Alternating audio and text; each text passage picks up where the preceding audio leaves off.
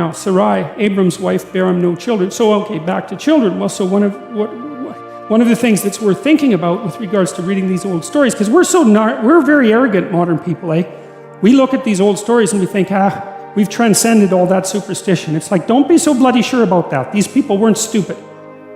And so there are ways that they viewed the world that we don't have anymore. And one of them seems to be this concern for descendants, because that just isn't part of our way of thinking. We have a very short-term way of thinking. Maybe it's not even one lifetime long. It's certainly not multiple lifetimes long.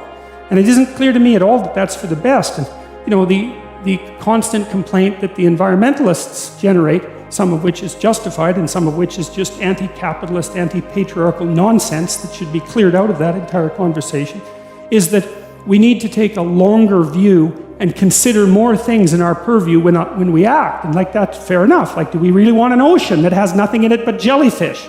Because that's really what we're doing. And we're doing it very, very rapidly. And the data on that are very clear. And so, when you lift up your eyes and you make a connection with something that's transcendent, then that should bring more of the world within your purview. And maybe that's concern for the endless number of descendants that you might have. You might think too, well, if you're a successful person, if you have a successful family, God only knows how many people you will be the father of, right? It's completely, because you're a nexus, right? All sorts of things have come together in the cosmos to produce you, and then all sorts of things manifest themselves from you. You have no idea what the potential consequences of your actions might be as they cascade across time, right? You have no idea. And so Abraham at least is concerned with these sorts of things, and God seems to be concerned too, because he promises Abraham that if he maintains the covenant, that the most important things that he needs will come to him. And they're pretty serious about this. So Sarai talks to Abram. She's not very happy about the fact that she can't have children. She says, "Behold, now the Lord hath restrained me from bearing. I pray thee, go in unto my maid. It may be that I obtain children by her." And Abram hearkened to the voice of Sarai. Well, that's not a very trivial thing, I wouldn't think. I don't imagine that Sarai was very happy about turning her maid over to her husband and potentially being usurped in the whole childbearing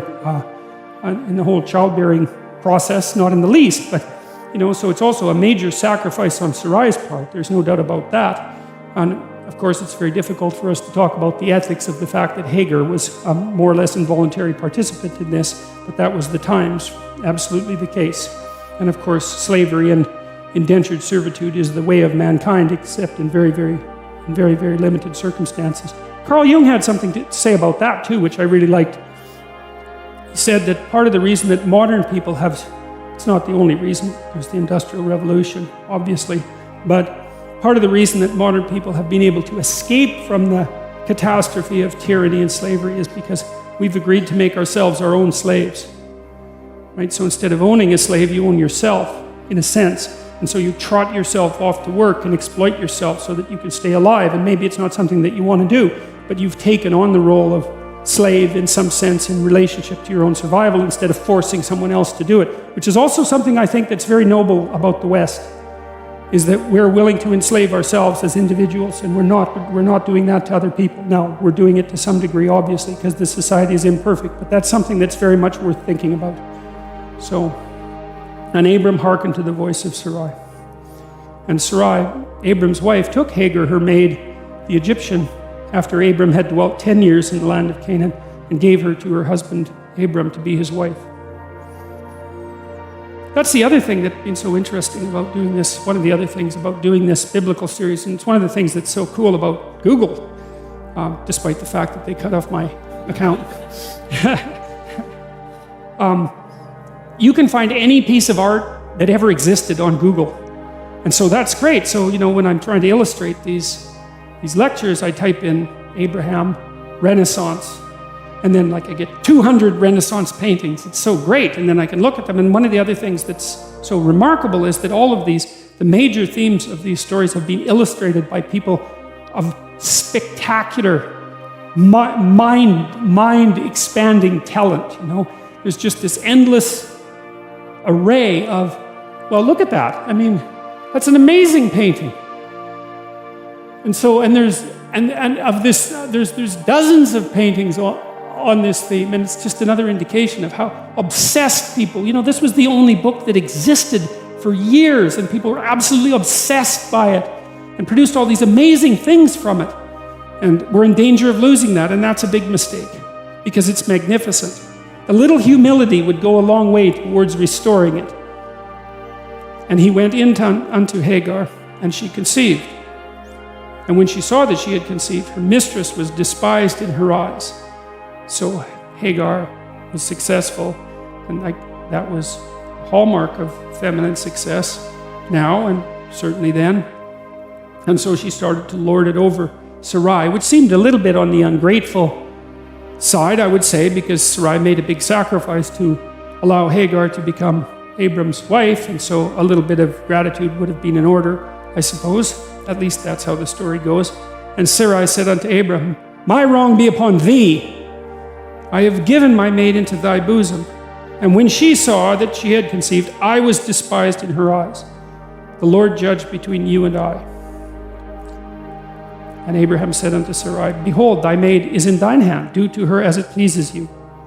And when Sarai dealt hardly with her, Hagar fled from her face. And the angel of the Lord found her by a fountain of water in the wilderness, by the fountain in the way to Shur. And he said, Hagar, Sarai's maid, whence camest thou? And whither wilt thou go? And she said, I flee from the face of my mistress Sarai. And the angel of the Lord said, Return to thy mistress and submit under her hands. And the angel said, I will multiply your seed exceedingly, that it shall not be numbered for multitude. And the angel said, Behold, thou art with child, and thou shalt bear a son, and shall call his name Ishmael. And Ishmael means God hears, by the way, because the Lord hath heard thy affliction. And he'll be a wild man. His hand will be against every man, and every man's hand against him. And he shall dwell in the presence of all his brothers. And she called the name of the Lord that spake unto her, Thou God seest me. For she said, Have I also here looked after him that seeth me? Wherefore the well was called Bir Laharoi. And that means the well who sees me and lives. It's an interesting interlude because, Abraham, God has established this covenant with Abraham, and obviously things are going wrong in the household in a really serious way, because, well, he's now had a child by another woman, and the two women are not getting along, and one is beating the other because of her insubordination and contempt, and so she's so desperate she runs out into the desert where she's probably going to die, and God comes along and says anyways to Hagar that her son shall as well be the father of nations. And so that's partly a reflection back on the power of Abraham's covenant, right? Even though things are going terribly wrong locally, let's say, the fact that Abraham has made this overarching agreement with God means that all of these catastrophes are taking place within a bounded space, within the ark, we could say. That's one way of looking at it. And I do think that that's right, because it seems to me that,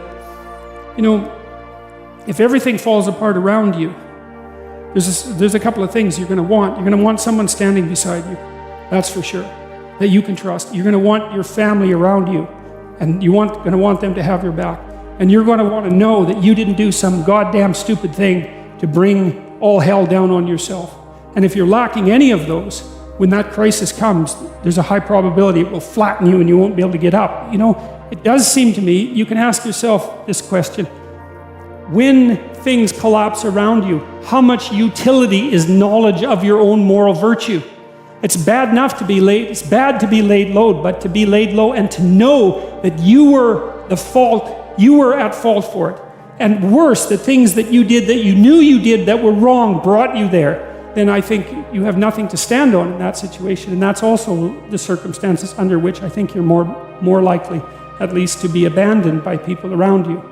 So, given that you know that the catastrophe is coming, right, that the tragedy of life will strike you, the question is, well, how do you fortify yourself against that?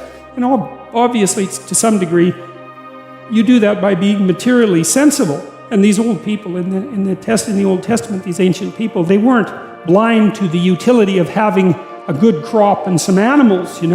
That's an integral part of their life, to take care of themselves physically.